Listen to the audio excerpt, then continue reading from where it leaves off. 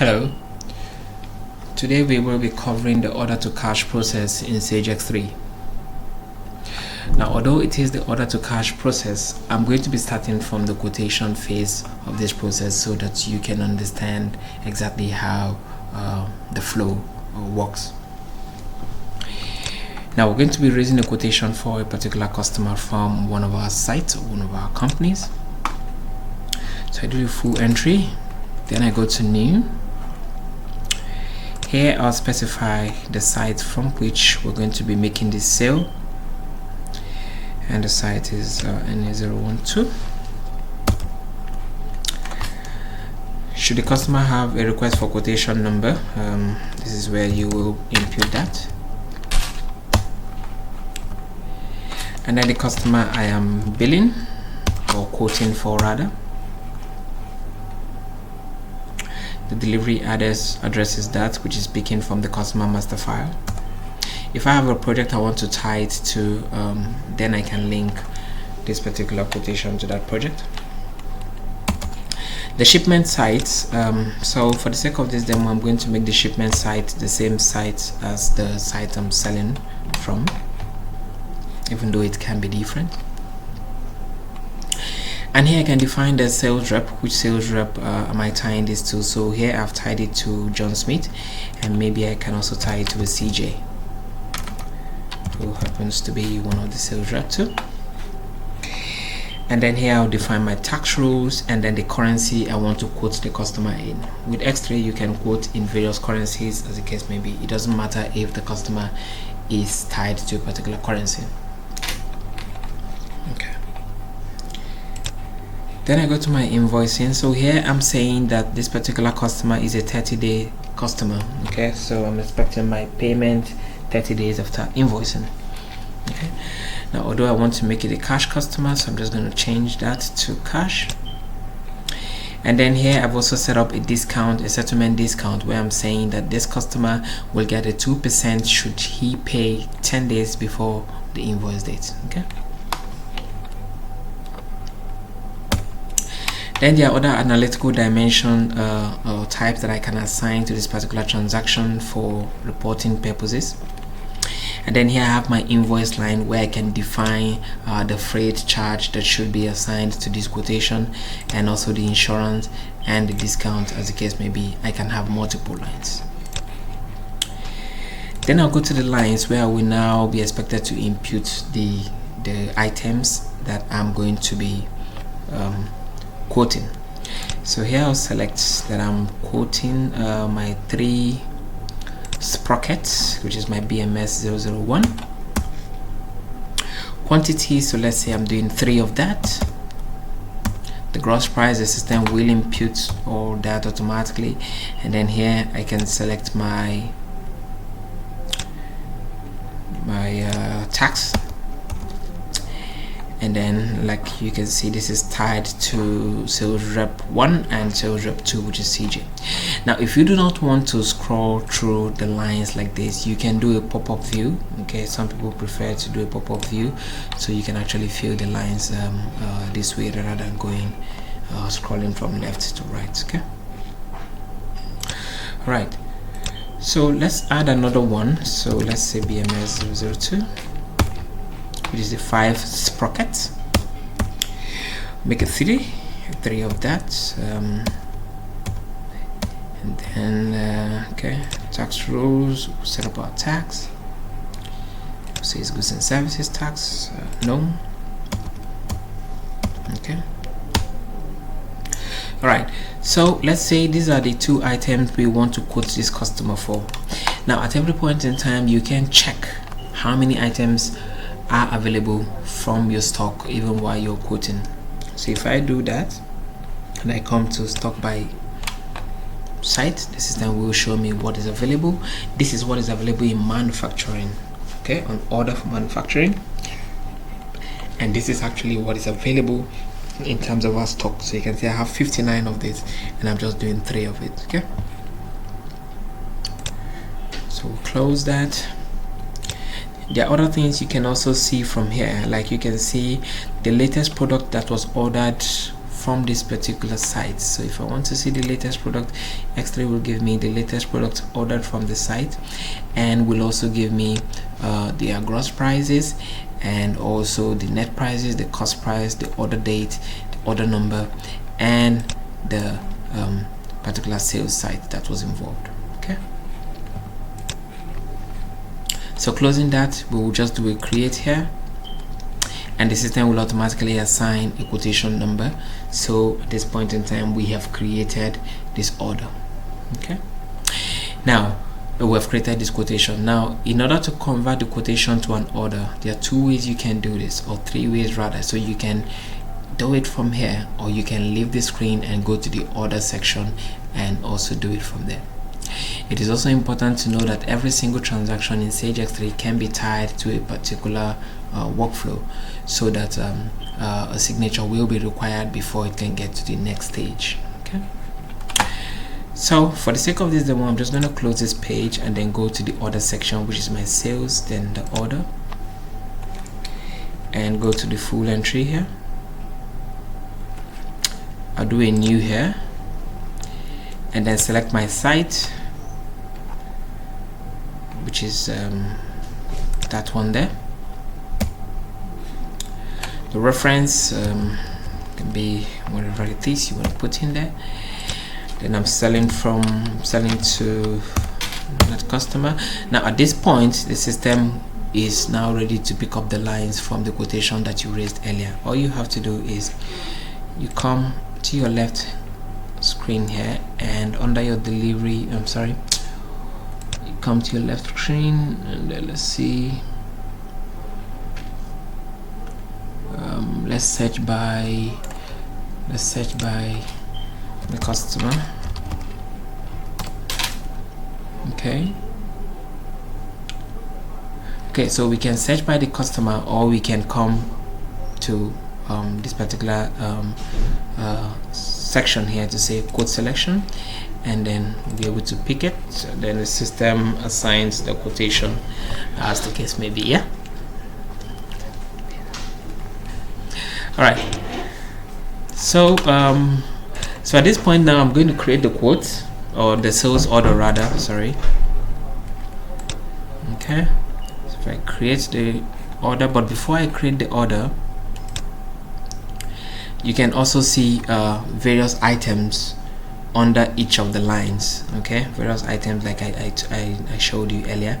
For instance, you can see like the stock by site. You can impute a line text entry. So what will happen is, if you should impute a line here, that line or that text that you're imputing will be tied to this particular line that we have printed, okay, or that we have imputed in our sales quotation.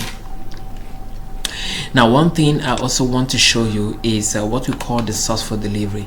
So I'm just going to do a pop-up view here and show you something. So if I come, it's called the source for delivery. Now, at this point in time, when we are selling this item, or we are quoting the customer or raising a sales order for the customer, it has to be on stock, because we are assuming that we have this stock in the warehouse. In a case where we do not have the stock in the warehouse and we want to bill the customer, we will be selecting the direct to customer, and what will happen is the supplier, okay, the supplier that will be selected will automatically send these items straight to the customer without it coming to you. Okay, so that is what the direct to customer means.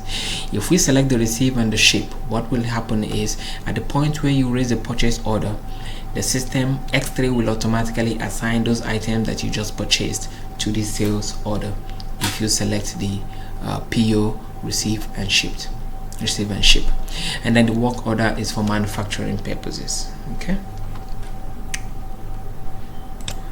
so we'll close that now. So at this point, I think we're ready for our sales order. So I create sales order, and the system will automatically generate a sales order number.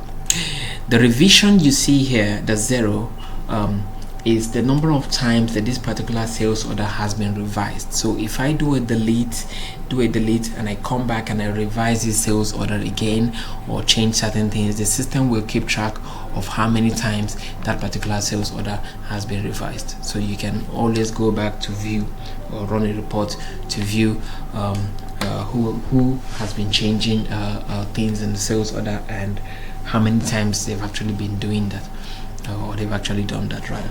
Okay, so our sales order has been created. The next thing now is to prepare the shipment. Now in order to prepare the shipment, we have in Chijioke we have what we call the preparation list.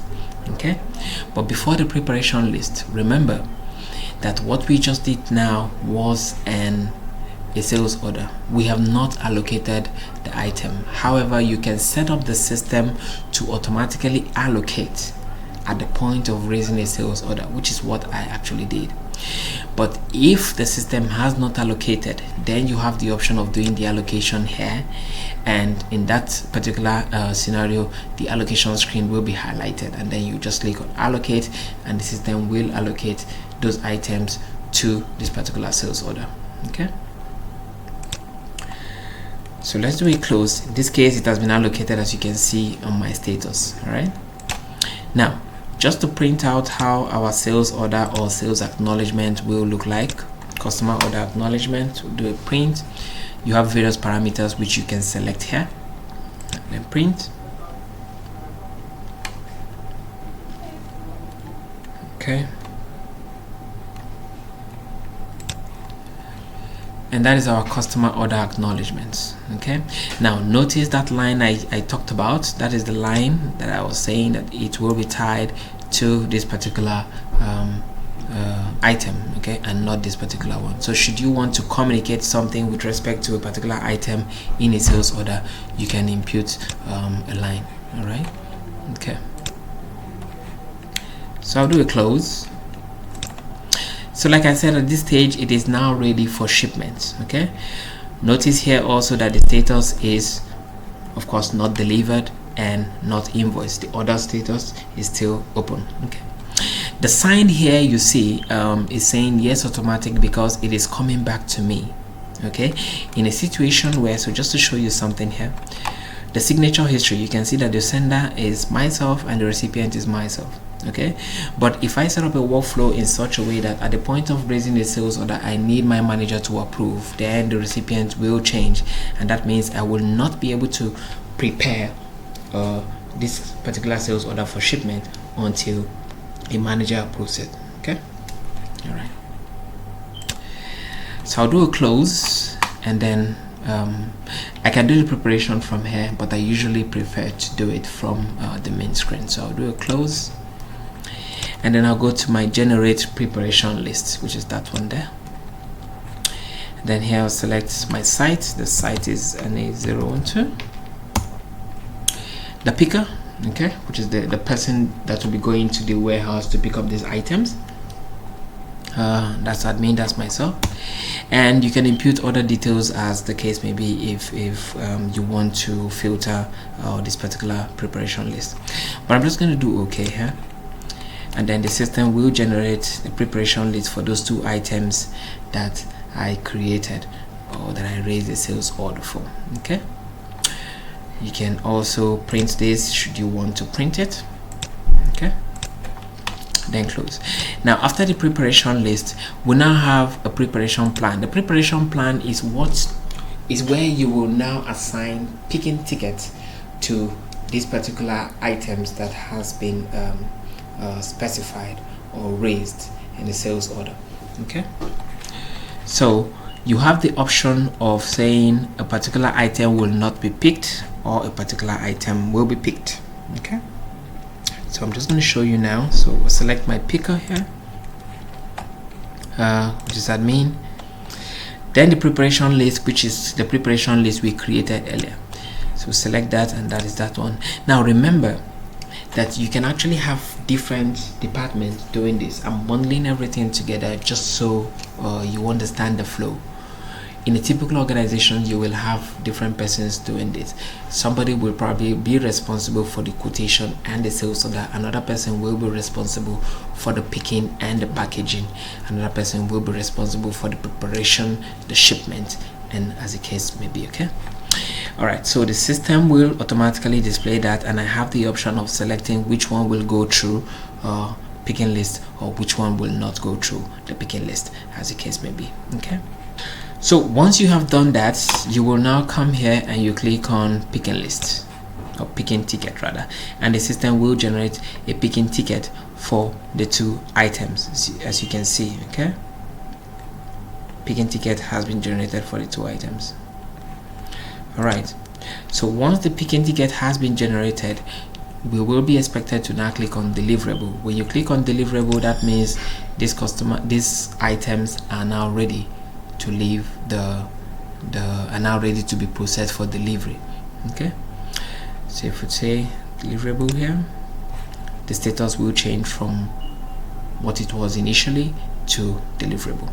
Okay, once we close that, we're now ready for delivery. All right, so if we come to the delivery section, the delivery team will get that alert wherever they are, and then I click on new here. I select my site 012, 012. There's a site there. The shipment site is the same thing, which is 012. I'm shipping it to that customer. Okay, and then I now want to fill up my lines, so I'll simply come to the picking ticket selection, select that, and the items will be filled up here. Okay, so the other things I can specify here, for instance, I can specify the carrier. Okay, so I can, if in case I want to print like a bill of lading, I can specify carrier.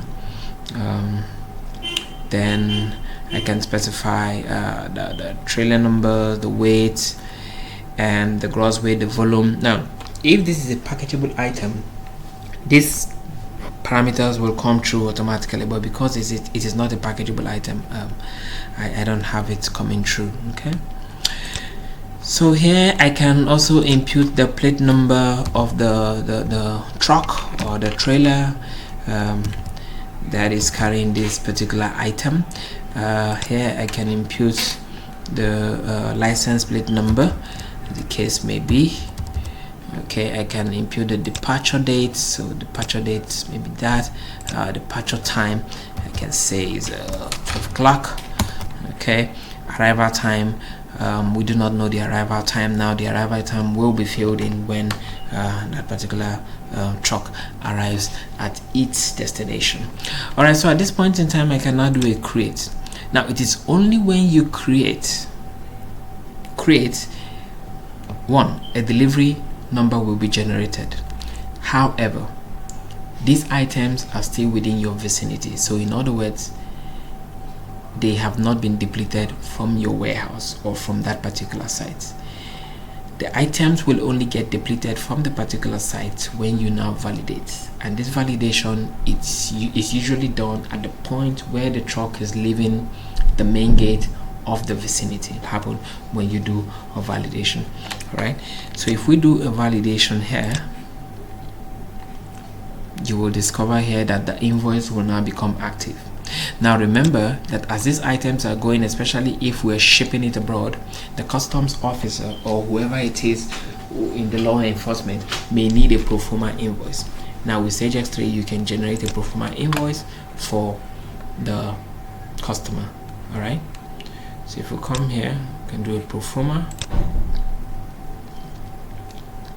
So remember that the pro forma is just a document, it does not hit our accounts. All right, so if we just do that one there, do a print,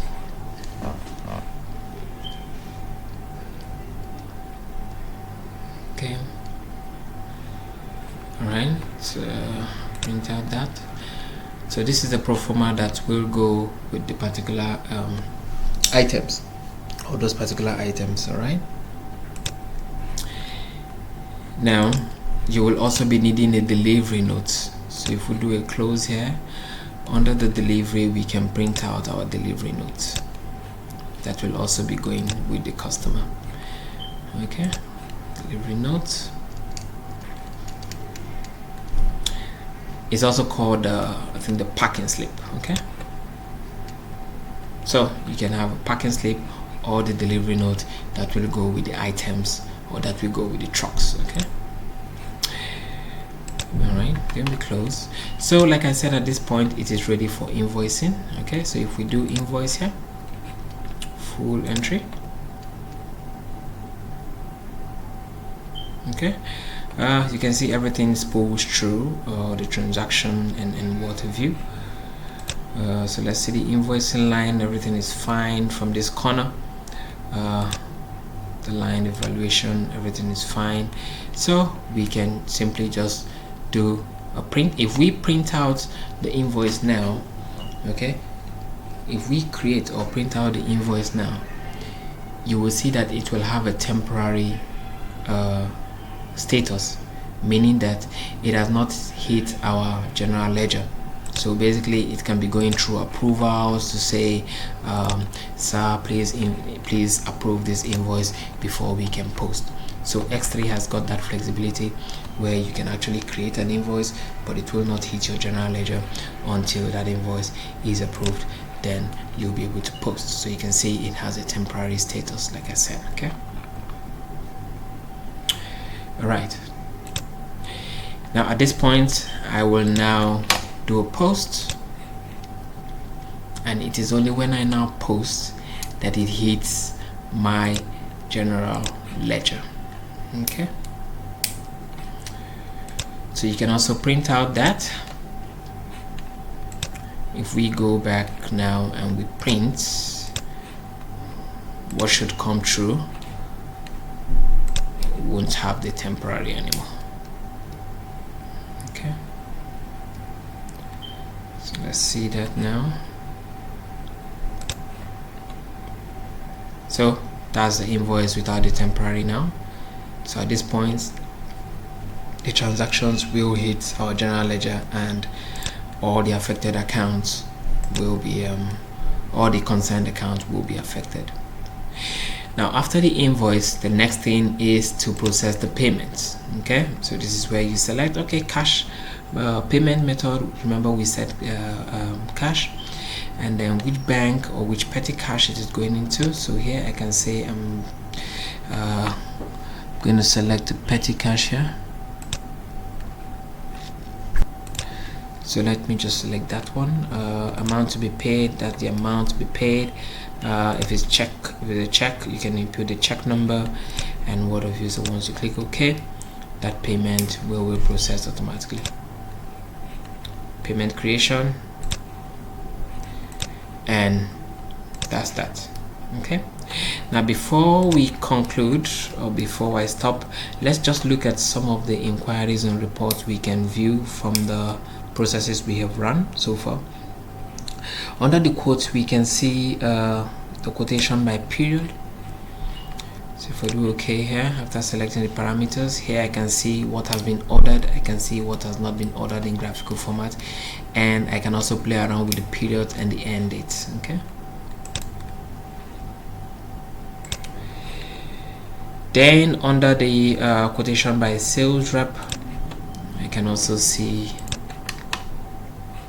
which quotation has been ordered by CJ. CJ has ordered that, and CJ has got that value in order, and he has also got that value not ordered yet. Okay, so this one is just under quotation, okay, or at the quotation level.